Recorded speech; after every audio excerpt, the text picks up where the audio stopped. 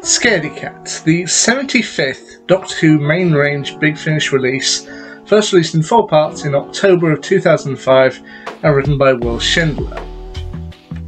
In the story, the Doctor's companion Keris, voiced by Conrad Westmus, asks the Doctor, played at this point by Paul McGann, if they can go somewhere that's kind of like a jungle, like a forest, somewhere kind of teeming with life and fauna and the like.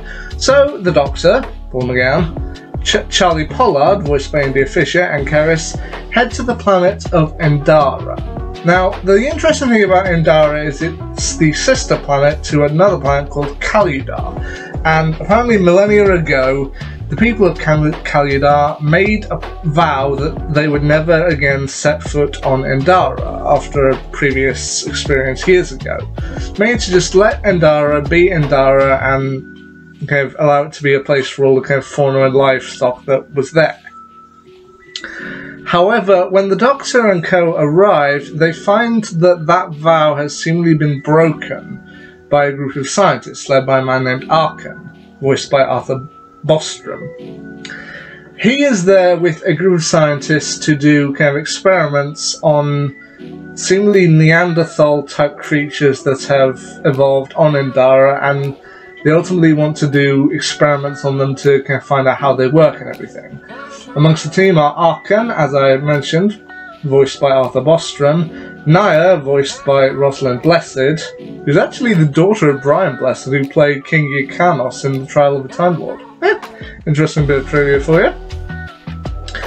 And there's also another scientist with the name Bronick, played by Spencer McLaren, and a political prisoner of theirs named Eunice Flood, played by Michael Chance. And the Doctor and Keris also end up venturing into the past and finding a village leader of a kind of village on Endara named Eldrin, who's the kind of village leader of the village of Favria. He's voiced by Ellis Pike, and also his daughter Galliana, voiced by Linda Bartram, who Galliana ends up, I think, contracting some type of illness, and she ends up being sent to a 4 million year coma, which is how she ends up encountering the Doctor and co and the scientists on Endara in the future.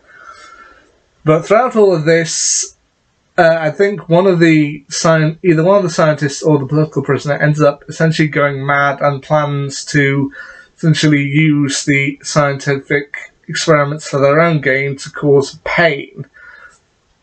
And it does ultimately come down to a story about ethics, scientific ethics, about whether what you're doing will benefit more people or whether it's best to leave well enough alone.